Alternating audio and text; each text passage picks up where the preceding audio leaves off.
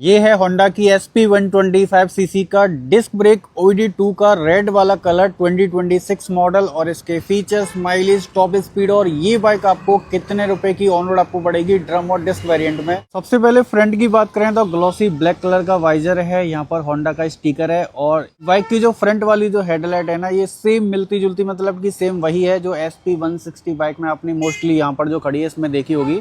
Halogen वाले indicator हैं और इसमें इनबिल्ड इसी में इंटीग्रेटेड LED वाले DRL मिल जाते हैं और स्प्लिट LED हेडलैम्प का सेटअप मिलता है, नीचे रहने वाला है। जब आप इस बाइक की चाबी को ऑन करते हैं तो इसके जो DRL हैं, जो इसकी लो बीम है और जो हाई बीम है वो चाहो तो आप इसको ऑन कर सकते हैं। ठीक है, फ्रंट में 31 mm के टेलीस्कोपिक फॉर्क हैं। फ्रंट वाला जो फेंडर है ये फाइबर बॉडी का रहने वाला है। सेफ्टी के नाम पर इसमें ABS वगैरह आपको मिलता नहीं है। 240 mm की नॉर्मल डिस्क ब्रेक है। गैब्रियल के सस्पेंशन है और निशन के कैलिपर रहने वाले हैं। फ्रंट वाला जो टायर है वो यहाँ पर आपको मिलता है 80/118 का 5 स्पोक एलॉय के साथ। अब बाइक की साइड में आते हैं तो लगभग 117 kg इसका डिस्क ब्रेक में कर्व वेट रहने वाला है, ना कि बहुत ज्यादा भारी है ना बहुत ज्यादा हल्की है। 11 लीटर का पेट्रोल टैंक है ग्लॉसी रेड कलर के साथ। E20 फ्यूल आप इस बाइक में आराम से भरवा सकते हैं। Grey colour, white, black colour के काफी शानदार ग्राफिक्स हैं। यहाँ पर होंडा का 3D में एम्ब्लेम है क्रोम के साथ। ये फाइबर है, ये भी फाइबर है और यहाँ पर भी फाइबर है, ये भी फाइबर है। यहाँ पर थोड़ा सा कार्बन फाइबर टेक्सचर है। यहाँ पर SP 125 लिखा हुआ है 3 टोन कलर के स्टिकर के साथ और पीछे वाला जो इसका सीट वाला काउल है ये आपको 3 टोन कलर के स्टिकर मिलते हैं, लेकिन ये पूरा जो पार्ट आप देख पा रहे हैं ग्लॉसी ब्लैक कलर का रहने वाला है। मीटर की बात करें तो इसमें 4.3 इंच की TFT वाली डिस्प्ले मिल जाती है, जैसा कि यहाँ पर RPM मीटर है, eco indicator, gear indicator, fuel gauge और यहाँ पर रियल टाइम माइलेज इंडिकेटर मिल जाता है। स्पीडोमीटर है, डिजिटल में क्लॉक दी गई है। यहाँ पर 4 बटन मिलती हैं मीटर को टॉगल करने के लिए। सेटिंग में जैसे हम आते हैं तो पहले यहाँ पर फ्यूल सेक्शन है। फ्यूल में आप चाहो तो यहाँ पर इसका गेज वगैरह चेक कर सकते हैं। नीचे में आपको यहाँ पर रेंज दिख जाती है कि जितना भी टंकी के अंदर में पेट्रोल यहाँ पर भरा हुआ है तो यहाँ पर आपको एक बैकअप के तौर पर रेंज शो हो जाती है कि ये बाइक कितने किलोमीटर और चल जाएगी। नीचे में यहाँ पर ओडोमीटर की जानकारी वगैरह दे रखी है। ट्रिप A है, ट्रिप B है और नीचे में आते हैं तो यहाँ पर सेटिंग है। सेटिंग में फंक्शन है, फंक्शन में trip A auto reset, eco indicator. Display को आप चाहो तो यहाँ पर टाइप को बार या सिंपल पे सेट कर सकते हैं। नीचे में ब्राइटनेस को आप चाहो तो ऑटो या मैनुअल में कम ज़्यादा कर सकते हैं। नीचे में थीम को भी आप चाहो तो तीनों में से सिलेक्ट कर सकते हैं। फेवरेट इन्फॉर्मेशन है। अब इस टॉप मॉडल में यहाँ पर आपको ब्लूटूथ कनेक्टिविटी मिल जाती है और उसके साथ ही यहाँ पर जनरल में डेट टाइम कैलेंडर है। यूनिट में किलोमीटर पर लीटर, लीटर पर 100 किलोमीटर के हिसाब से इसकी जो माइलेज है वो आप यहाँ पर डिस्प्ले में सेट कर सकते हैं। नीचे में रिस्टोर डिफॉल्ट है, ब्लूटूथ कनेक्टिविटी आपको मिल जाएगी और सर्विस रिमाइंडर और सॉफ्टवेयर की जानकारी है। टॉप स्पीड की बात करें तो पहली सर्विस से पहले इसकी जो टॉप स्पीड है वो मैंने लगभग 113 किलोमीटर प्रति घंटे की निकाल रखी है। अगर आपका वेट थोड़ा सा कम भी होता है तो 114 तक चली जाती है।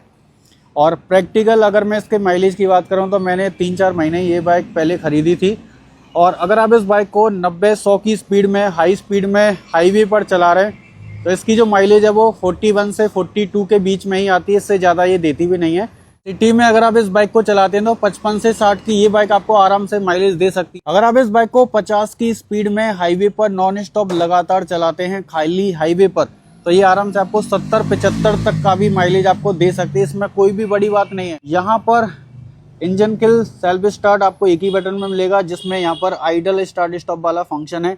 एक्टिवा वाले साइड वाले मिरर हैं। यहाँ पर जो क्लच का लीवर है ये भी काफ़ी टाइट है। यहाँ पर पासिंग, अपर डिपर, इंडिकेटर और हॉर्न।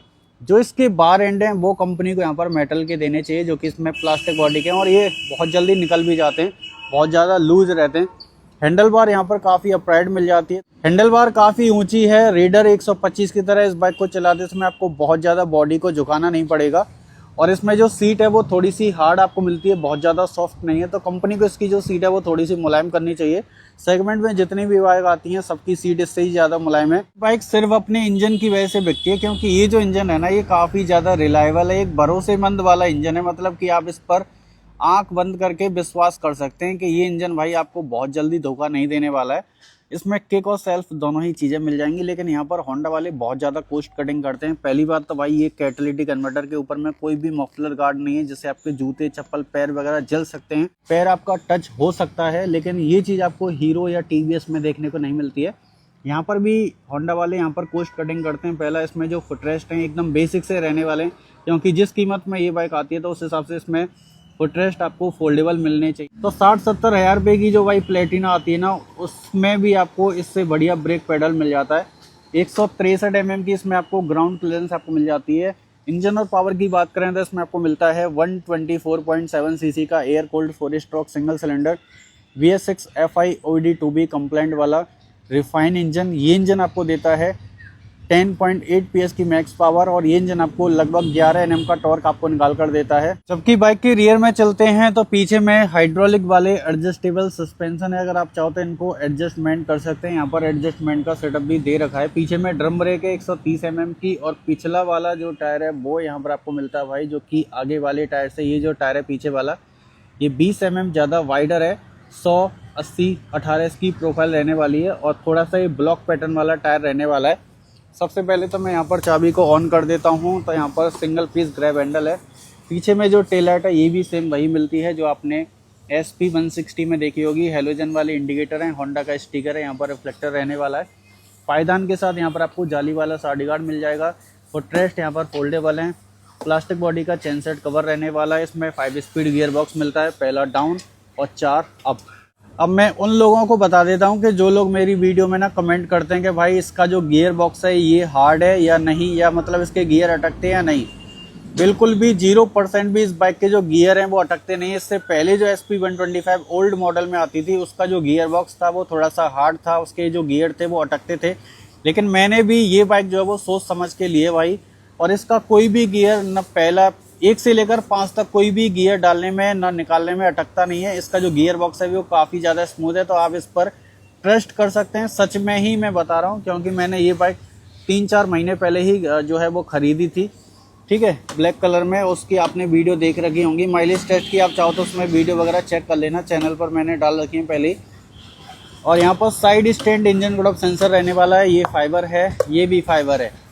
लेकिन एक चीज़ बढ़िया ये है कि अगर इस बाइक की टंकी के अंदर में आधा लीटर 200 ml 300 ml पेट्रोल भी रहता है तो यहाँ पर आपको दिक्कत नहीं होने वाली है।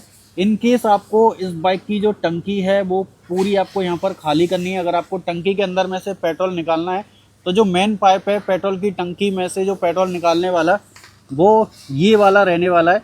ये जो मोटा वाला पाइप देख पा रहे हो, अगर आप इस वाले पाइप को यहाँ पर खोल देते हैं तो टंकी के अंदर में जितना जो पेट्रोल होगा वो यहाँ पर आप चाहो तो इसमें बोतल में आराम से निकाल सकते हैं। ये वाला खोलना है, ना कि ये वाला, ठीक। अब मोबाइल को चार्ज करने वाला जो चार्जिंग वाला सॉकेट है वो यहाँ पर दे रखा है, जो कि टाइप C वाला पोर्ट इसमें रहने वाला है। अब बाइक के प्राइस की बात कर लेते हैं। तो अगर आप इस बाइक को डिस्क ब्रेक में सेम यही वाला मॉडल लेते हैं तो लगभग ये 1,12,000 की ऑन रोड आपको पड़ जाती है। ड्रम ब्रेक में भी ये बाइक आपको 1,05,000 से लेकर 1,06,000 के अप्रॉक्स में ऑन रोड आपको पड़ जाएगी। तो आप चाहो तो इस बाइक को परचेज कर सकते हैं शोरूम के नीचे दिए नंबर पर कॉल करके।